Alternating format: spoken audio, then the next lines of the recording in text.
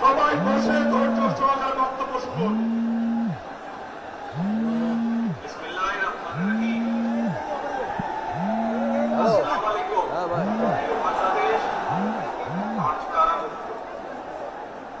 বাংলাদেশটাকে বছর করে করে ফেলা হয়েছে। বায়না ঘর মুক্ত আজ আমাদের প্রিয় বাংলাদেশ। বিরোধী মতে মানুষকে আয়না করে আটকে রাখা আজ উন্মুক্ত হয়েছে গণতন্ত্রের দ্বার। আজ মুক্ত স্বাধীন প্রিয় বাংলাদেশ। প্রিয় বাংলাদেশের সাহসী ছাত্র জনতাকে বিরচিত অভিনন্দন। প্রিয় দেশবাসী, আপনাদের ঐক্যবদ্ধ আন্দোলন গণহত্যাকারী হাসিনার দেশ ছেড়ে পালিয়েছে। প্রমাণ হয়েছে আবারও মুক্তিযুদ্ধের বাংলাদেশ কখনো পরাজয় মানে না, মানতে পারে না, মানবে না। বাংলাদেশের পক্ষের শক্তি ঐক্যবদ্ধ থাকলে কোন অপশক্তি বাংলাদেশকে দমিয়ে রাখতে পারবে না ইনশাআল্লাহ। 1971 এর মুক্তিযুদ্ধ আর 2024-এর মুক্তিযুদ্ধ, উভয় মুক্তিযুদ্ধেই জনগণের বার্তা একটি। কি সেটি? সেই বার্তা হলো শর্ত দিয়ে স্বাধীনতা হয় না।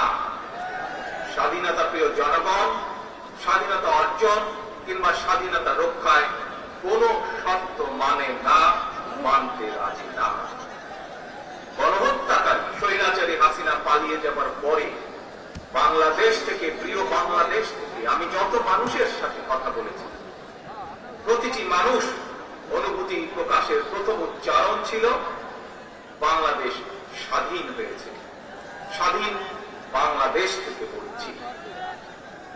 দেশ এবং জনগণকে স্বাধীন করতে গিয়ে চোখে মুখে বুকে গুলি আলিঙ্গন করা আবু সাইদ কিংবা মুগ্ধের মতো হাজারো ছাত্র ছাত্রী, তরুণ তরুণীকে প্রাণ বিসর্জন দিতে হয়েছে। আহত হয়েছেন অসংখ্য অগণিত মানুষ। এর ভিতরে ছাত্র ছাত্রী রয়েছেন, এর ভিতরে রয়েছেন সাধারণ মানুষ, গৃহিণী, এর ভিতরে রয়েছেন রাজনৈতিক নেতা কর্মী বৃন্দ। গণতন্ত্রের বিজয়ের ইতিহাসে এই মানুষগুলো স্মরণীয় হয়ে থাকবে। ছাত্র জনতা এই বিপ্লবে দেশের সকল শ্রেণী পেশার মানুষ সেদিন রাজপথে নেমে এসেছিলেন। গণতন্ত্রের পক্ষের রাজনৈতিক দলের নেতাকর্মীদের পাশাপাশি একজন মা যেমন তার সন্তানকে কোলে নিয়ে সেদিন রাজপথে সামিল হয়েছিলেন, একইভাবে শিক্ষক, সাংবাদিক, বুদ্ধিজীবী, সাংস্কৃতিক কর্মী, শ্রমিক সহ সকল শ্রেণী পেশার মানুষ সেদিন রাজপথে নেমে এসেছিলেন। 52, 71 কিংবা 90-এর মতো দেশের ছাত্র সমাজ বিজয় নতুন আরেকটি অমর ইতিহাস রচনা করেছেন। ছাত্র জনতা ঐক্যবদ্ধ বিপ্লবের মধ্য দিয়ে 2024 সালের 5ই আগস্ট বাংলাদেশ দেখেছে আরেকটি বিজয়।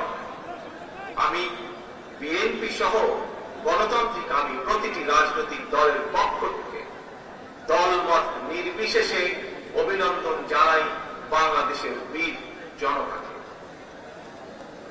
প্রিয় দেশবাসী, হাজারো শহীদের রক্তের বিনিময়ে অর্জিত স্বাধীনতার গৌরবকে কালেমা মুক্ত করার ষড়যন্ত্র এরই ভিতরে আবার শুরু হয়ে গিয়েছে।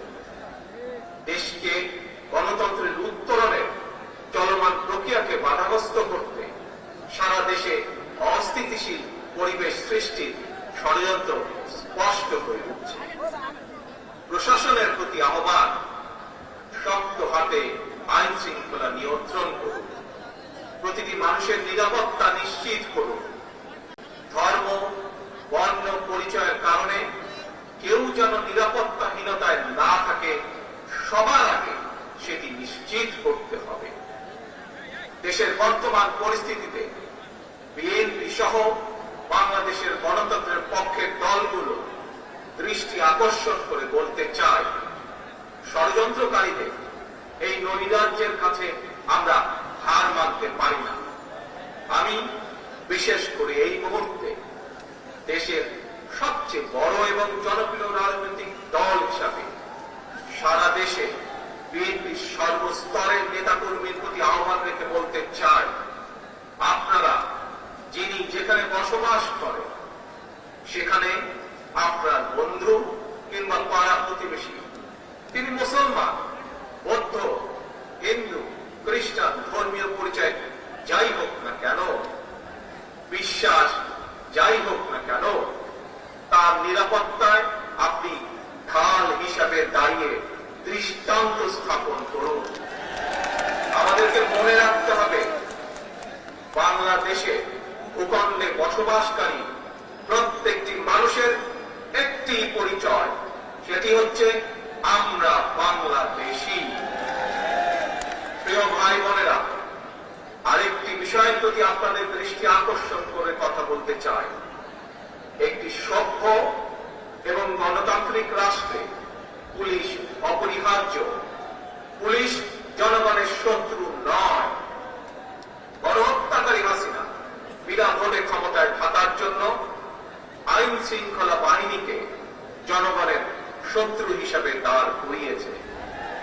তবে আমি বিশ্বাস করি, বিএনপি বিশ্বাস করে, বাংলাদেশের গণতান্ত্রিক রাজনৈতিক দলগুলো প্রত্যেকে বিশ্বাস করে, পুলিশের ভেতরে একটি চক্র ছাড়া অধিকাংশ পুলিশ কর্মকর্তা এবং সদস্য চাকরিবিধি মেনেই, দেশের আইন কানুন মেনেই দায়িত্ব পালনের চেষ্টা করছে।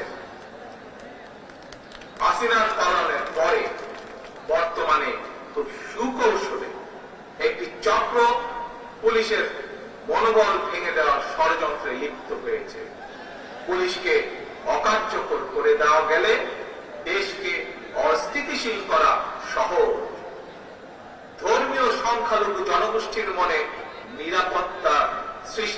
নিরাপত্তাহীনতা সৃষ্টি করা সহজ। অস্থিতিশীলকারীদের আমি হুঁশিয়ার করে দিয়ে বলতে চাই, পুলিশ কিংবা ধর্মীয় সংখ্যালঘু জনগোষ্ঠী আজ থেকে, এই মুহূর্ত থেকে হামলা কিংবা নৈরাজ্য বন্ধ করুন। এমনকি কেউ বিএনপির নাম ব্যবহার করে কোন অপকর্ম করতে চাইলে তাকে ধরে আইনে হাতে তুলে দিন। কোন পুলিশের বিরুদ্ধে কোন সুনির্দিষ্ট অভিযোগ থাকলে সংশ্লিষ্ট কর্তৃপক্ষের কাছে যথা নিয়মে অভিযোগ দায়ের করুন। দেশবাসীর প্রতি আমার বিনীত আহ্বান, কেউ দয়া করে নিজের হাতে আইন তুলে নেবেন না।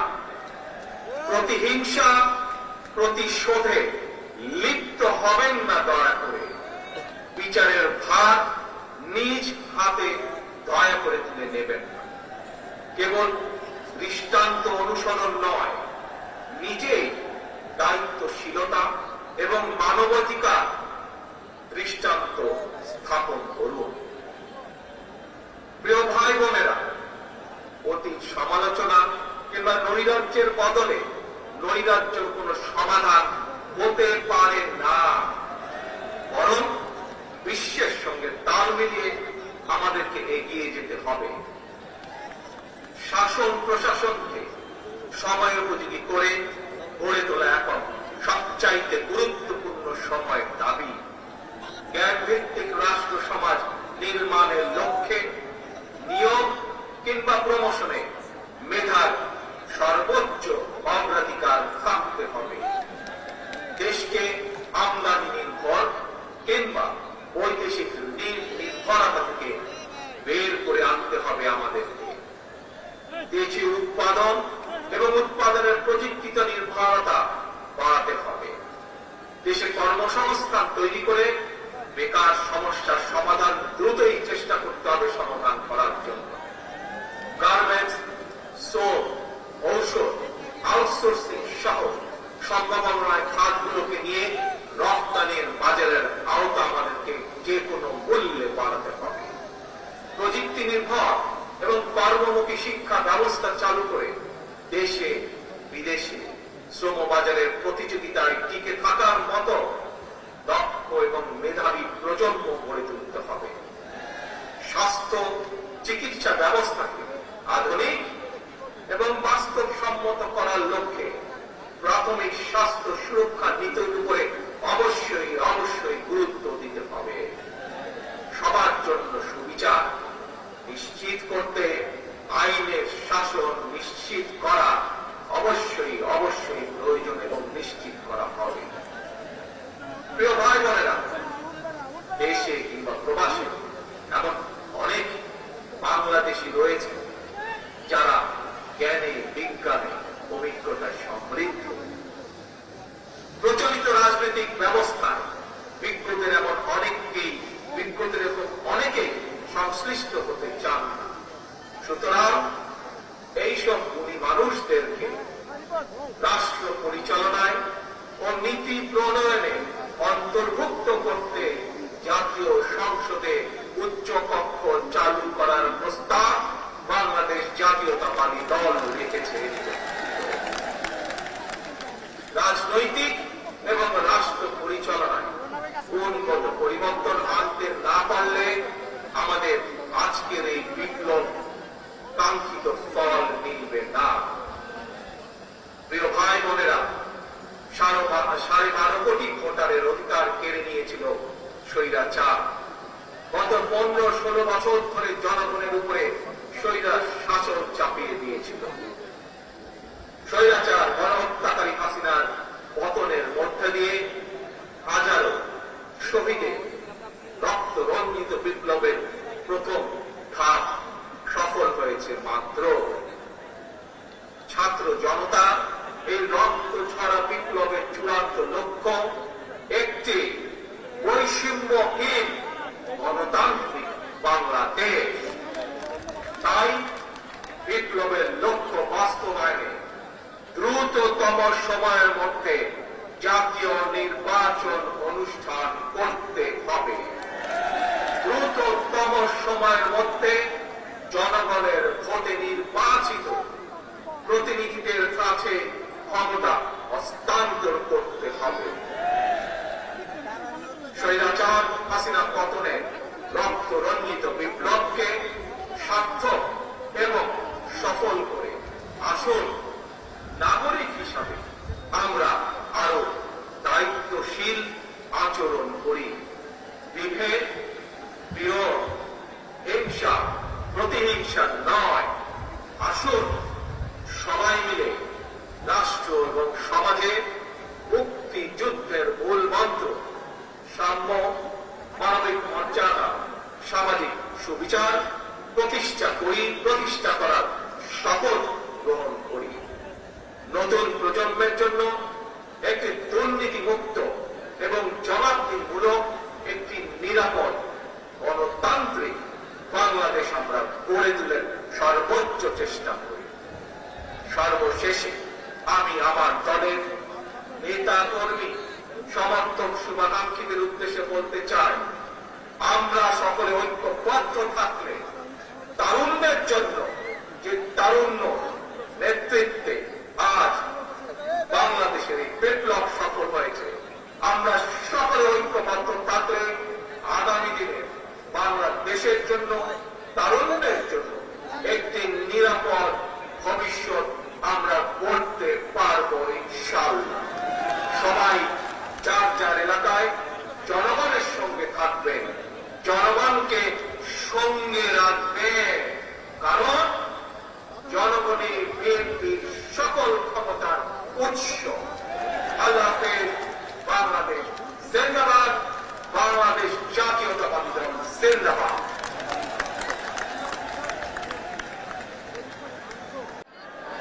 বসো। দেশনেত্রী বেগম খালেদা জিয়া।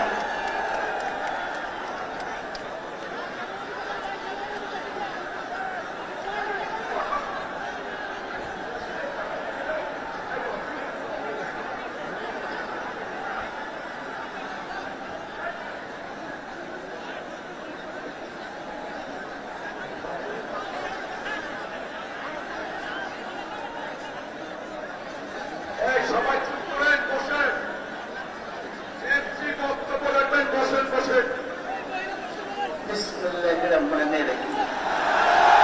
আসসালামু আলাইকুম। দীর্ঘদিন অসুস্থ থাকার পর আপনাদের সামনে কথা বলতে পারার জন্য আল্লাহর কাছে শুকরিয়া আদায় করছি।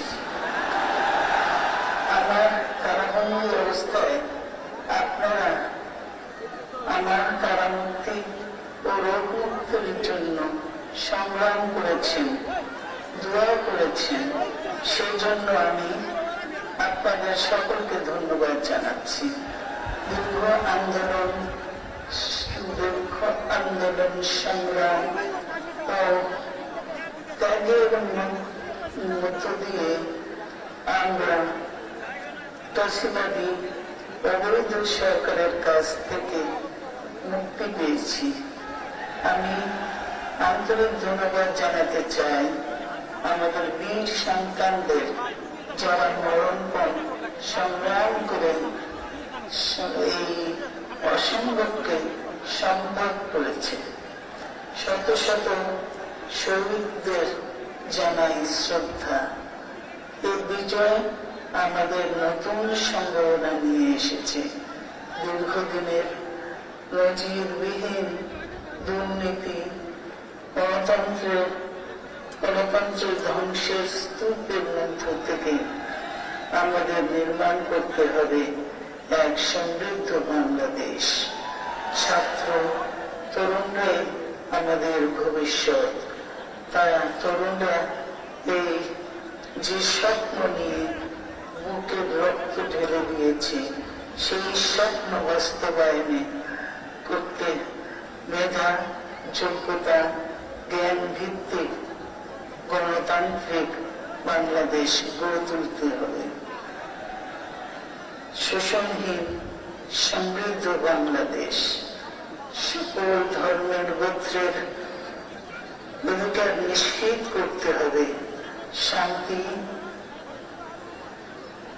প্রগতি আর সাম্যের ভিত্তিতে আধুনিক বাংলাদেশ নির্মাণে আসুন আমরা তরুণদের হাত শক্তিশালী করি। ধ্বংস নয়, প্রতিশোধ নয়, প্রতিহিংসা নয়, ভালোবাসা, শান্তি ও জ্ঞান ভিত্তিক সমাজ গড়ে তুলি। আল্লাহ হাফেজ। বাংলাদেশ জিন্দাবাদ।